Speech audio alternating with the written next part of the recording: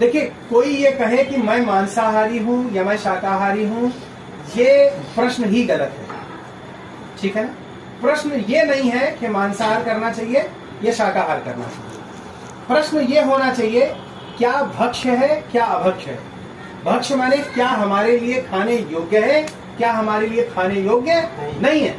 अब समझिए, जो पदार्थ आपके लिए खाने योग्य है वही पदार्थ शेर के खाने योग्य नहीं है। जो शेर के खाने योग्य है वो पदार्थ आपके खाने योग्य नहीं है। संसार में देख रहे हैं आप। ठीक है? तो ये इसको कहते हैं भक्ष्याभक्ष्य। इसको मांसाहार शाकाहार नहीं कहेंगे। जिसको आप मांसाहार कह रहे हैं उसे ही ईश्वर ने शेर का वास्तविक भोजन बनाया है। समझिएगा। पहली बात तो ये, मैंने आपको ये बताया था कि मनुष्य जन्म से शाकाहारी है, मांसाहारी है। समझते हैं इस बात को? नहीं। मनुष्य जन्म से शाकाहारी है। कैसे है? उसमें कई सारे भेद हैं, वो मैं आपको छोटे से हैं, थोड़े से खोल देता हूं। ठीक है? जितने शाकाहारी जीव होते हैं, प्रथम दृष्टया यदि उनको देखें तो उनकी आंखें लंबवत होती हैं। संसार में जितने शाकाहारी जीव होते हैं उनकी आंखें लंबवत होती हैं। जितने संसार के मांसाहारी जीव हैं उनकी आंखें गोल होती हैं। ठीक है जी? उनकी आंखें गोल होती हैं। अब अपनी आंखों को और जितने शाकाहारी जीव हैं, चाहे वो गाय हो, चाहे वो बकरी हो, उनसे मिला लीजिएगा। मिलाइएगा बाद में। ठीक है? अभी तो मिला नहीं सकते। ठीक? देखिए, जितने शाकाहारी जीव हैं उन सभी जीवों की शारीरिक संरचना को, उन सभी के कैनाइन्स बड़े बड़े होते हैं, नुकीले साइड वाले, जैसे कुत्ते के होते हैं, जैसे शेर के होते हैं। वो सिर्फ मांस को फाड़ने के लिए होते हैं, चीरने के लिए होते हैं। आपके ऐसे नहीं है।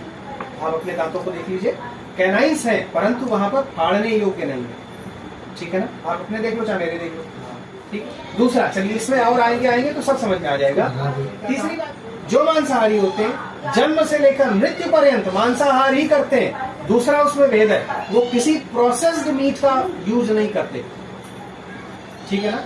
और जो शाकाहारी होते हैं वो जन्म से लेकर मृत्यु पर्यंत। दीजिएगा, इन दोनों से विपरीत कुछ ऐसे जीव हैं जो हमारे साथ रहते हैं, उनको भगवान ने, ईश्वर ने उनको उभयचरी बनाया।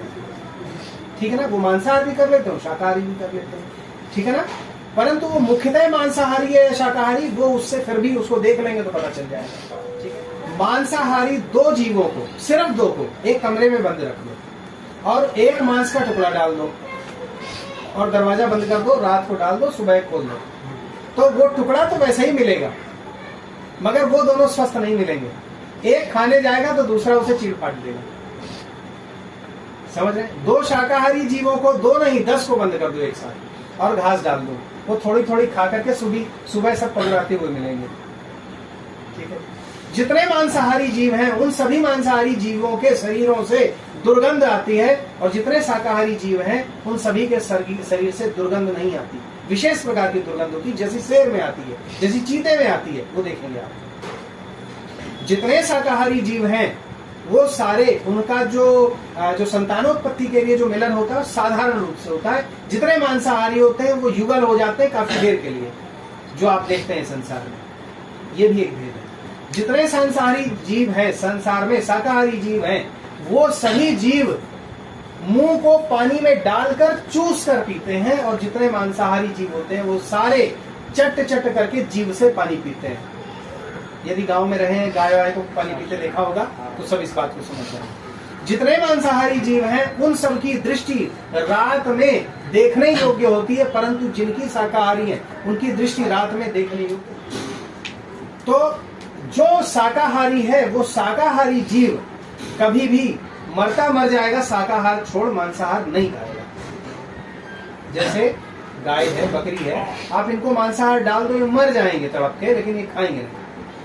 जितने मांसाहारी जीव है उनको शाकाहार दे दो, वो मर जाएंगे मगर वो नहीं खाएंगे।